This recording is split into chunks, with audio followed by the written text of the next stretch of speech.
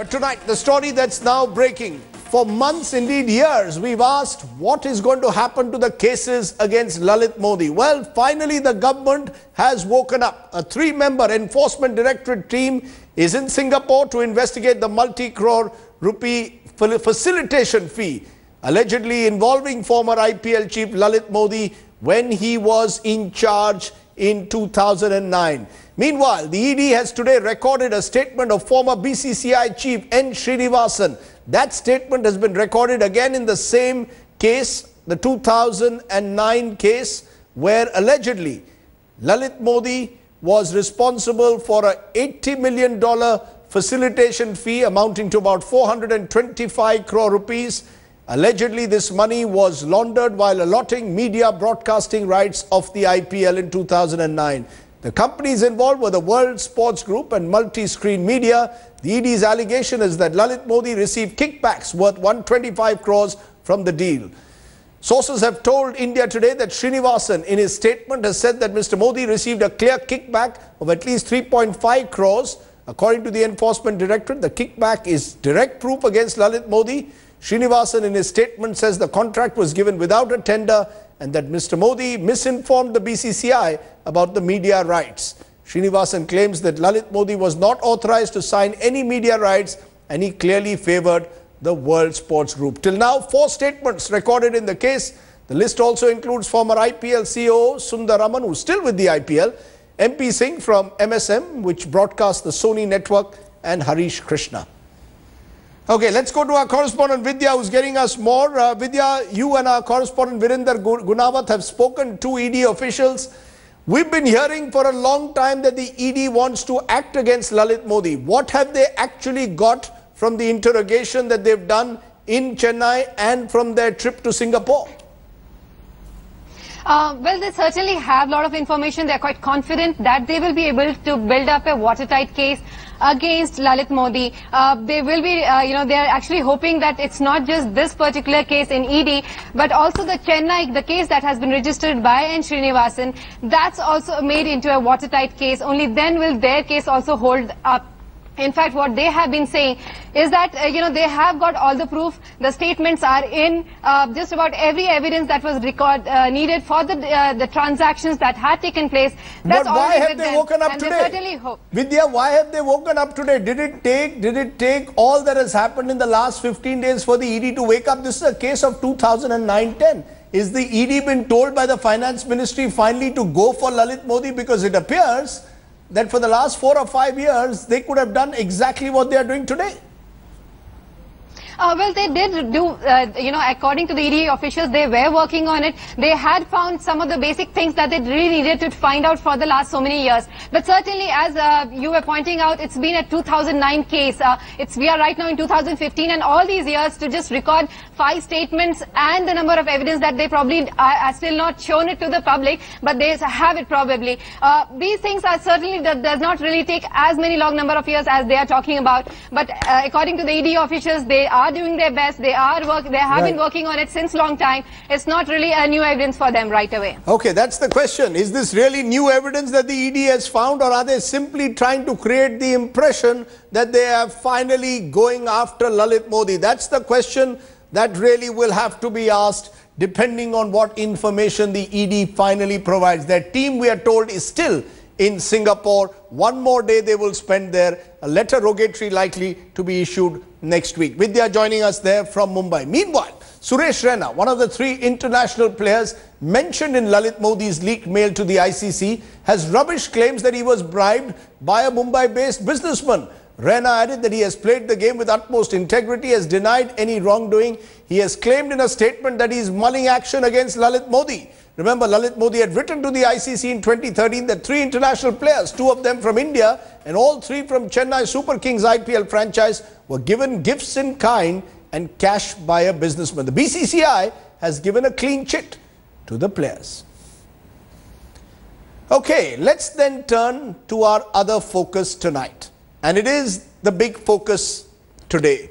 First it was Maharashtra Chief Minister Devendra Fadnavis. Now it is Kiran Rijiju, the Minister of State for Home.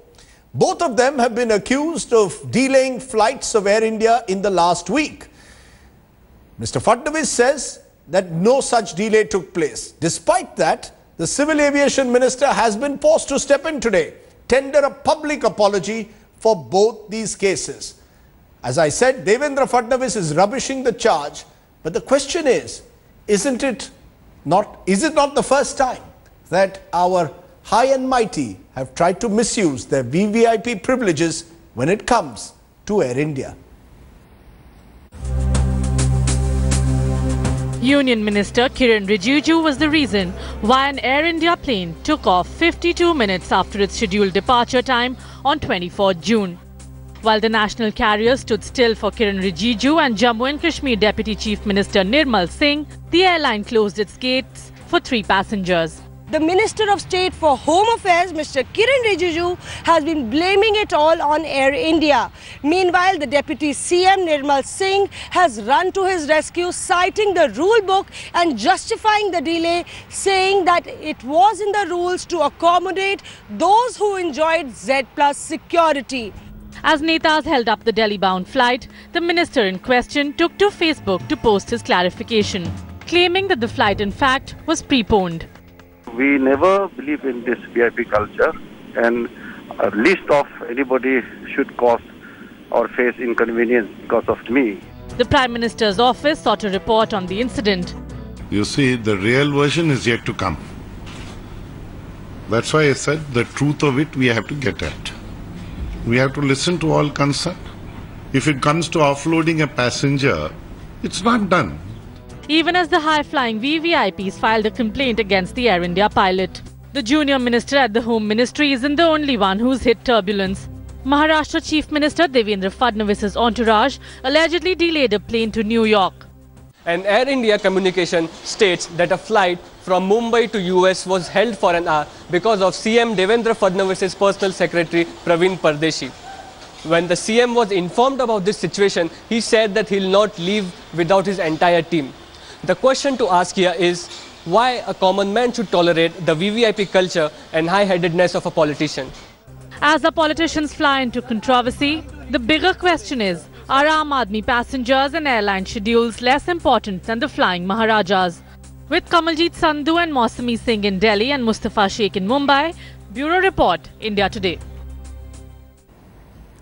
And we'll be coming in a moment from now to our big question today. What about Air India? Is Air India being treated as the personal property of our ministers and VVIPs? That's coming up in a moment from now, our special focus here on the News Today at 9. But let's turn to another story that's breaking at this moment. It's an India Today exclusive.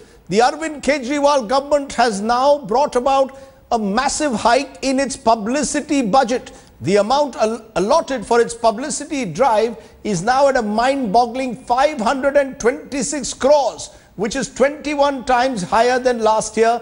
The amount will be spent in a big push through newspapers, radio and television channels. Delhi government's publicity funds for the previous year were just 24 crores. The Delhi government's priorities, therefore, are being questioned. Why is the government of Delhi spending so much on publicity, much more than its welfare schemes for children, youth and backward sections, as well as in critical areas like health and education? Just to give you some details, the Delhi government spends 343 crores on technical education, 63 crores on sports and youth affairs, housing as a budgetary provision of 262 crores. But information and publicity will be 526 crores. Ankit Tyagi is joining us with the very latest on that. Ankit, what is the explanation that the Aam Aadmi Party is giving for this huge hike in their budget? Well, two line of defense that the Aam Aadmi Party government is using, Rajdeep. Number one, they are saying that it's some misinformation. They have only collated the budget of all departments into one. That still does not explain the massive hike in this publicity budget. Apart from that, Manish Sisodia, the Deputy Chief Minister, said that the government needs to bring out the good schemes that they have done. And that is why, because the media is only showing us in bad light, we wanted this sort of a budget so that we can go ahead and show people our achievements. It's a budget allocation for the entire year. The parties or the government is also saying it may or may not be utilized. also very interesting fact, Rajdeep, that the government is also planning to restructure the entire way this 526 crore rupee publicity budget would be used. A new panel is being made under the leadership of Manish Sisodia. It will have 3 government officials, secretary level officials, and 3 people, those who will be nominated by Manish Sisodia, and they will be those who are going to replace the publicity department of the government.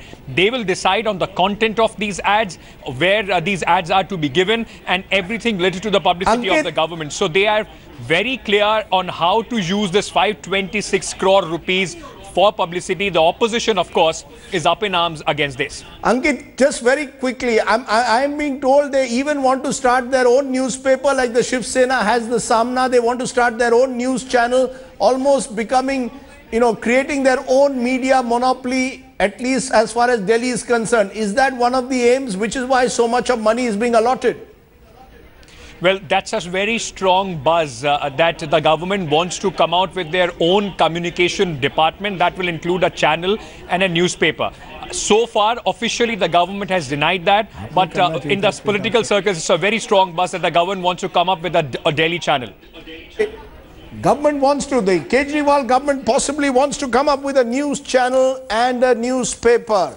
Ankit Tyagi, keep tracking that story. Let me now turn to the state of Maharashtra, where a huge controversy is brewing today after the government decided to de-recognize madrasas in the state for not teaching formal subjects like English, maths and science. They have been termed as non-schools by the government. The move has angered Muslim leaders who say it's clearly designed to target the minorities. Kamlesh Sutar with that story. Madrasas in Maharashtra will not be considered schools anymore, and close to 1.5 lakh students studying in seminaries have been declared out-of-school children in the state. The latest notification has triggered a massive row, but the Maharashtra government says the move is aimed at bringing madrasa students into the mainstream of formal education. जितने भी अल्पसंख्यक समुदाय के बच्चे जो school में नहीं जा रहे, सबका सर्वे हम कर रहे हैं। मदरसे को हम स्कूल मानते ही नहीं। क्यों नहीं मानते ये सवाल? जो आप मुझे एक आधा बच्चा बताओ जो मदरसे में पढ़ के आके इंजीनियर या डॉक्टर बना है। The proposal to de-recognize madrasas was sent out as early as 25th May. The letter written to the State Education Minister by Principal Secretary Minority Affairs has been accessed by India Today. The proposal has raised the hackles of Muslim leaders as well as the opposition parties in the state. This government has said that don't include this student as a school-going student, which is very unfortunate. To a 2013 report, there are nearly 2,000 madrasas in the state with around 1.5 lakh students. The curriculum involves a 7-year education in subjects including Arabic, Hindu, Urdu, maths and science. After this, students can either leave or opt for post-graduation in another 5 years. After opposing Muslim reservations and banning beef, this is the third decision by the BJP government in Maharashtra that is running into controversy. So the state government is saying that this move is aimed at bringing madrasa students into mainstream. The Devendra Fadnavis government will find it difficult to do away with the anti-Muslim tag. With camera person Mangesh Sawant, Kamlesh Sutar in Mumbai for India Today.